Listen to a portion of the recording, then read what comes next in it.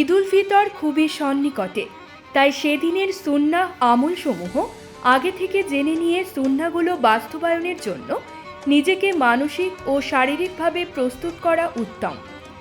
তা হলো অন্য দিনের তুলনায় ঈদের দিন সকাল সকাল ঘুম থেকে ওঠা, ঈদের দিন সকালে মেসওয়াক করা, ঈদগাহে যাওয়ার আগে গোসল করা, ইসলামী শরীয়ত সম্মত সাজসজ্জা করা, সামর্থ্য অনুযায়ী উত্তম পোশাক পরা, ঈদের দিন সুগন্ধি ব্যবহার করা, ঈদ উল ফিতরে ঈদগাহে যাওয়ার আগে মিষ্টি জাতীয় খাবার খাওয়া, সকাল সকাল ঈদগাহে যাওয়া, ঈদ উল ফিতরে ঈদগাহে যাওয়ার আগে সাদা গায়ে ফিতর আদায় করা, ঈদের নামাজ ঈদগাহে আদায় করা সুন্নাহ, ঈদগাহে যাবার রাস্তা থেকে ভিন্ন রাস্তা দিয়ে ফেরা, পায়ে হেঁটে ঈদগাহে যাওয়া, ঈদ উল ফিতরের দিন ঈদগাহে যাওয়ার পথে নিঃশব্দে এ তাকবীরগুলো বলতে থাকা: আল্লাহু আকবার, আল্লাহু আকবার, লা ইলাহা ইল্লাল্লাহু, ওয়াল্লাহু আকবার, আল্লাহু আকবার, ওয়ালিল্লাহিল হামদ।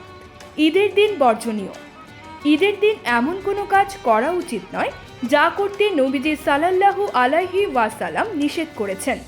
ঈদের আনন্দ করতে গিয়ে অমুসলিমদের কোনো আচরণ, তাদের আদর্শ ও সংস্কৃতি মুসলমানদের জন্য গ্রহণ করা উচিত নয়।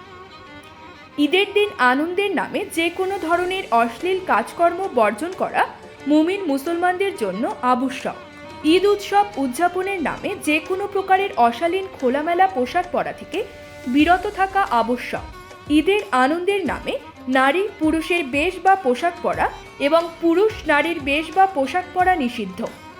ঈদের আনন্দের অজুহাতে ঈদের দিন বাদ্যযন্ত্র বাজানো, নাচানাচি করা, পটকা ফুটানো বা যে কোনো আতশবাজির সম্পূর্ণ বর্জন করা আবশ্যক।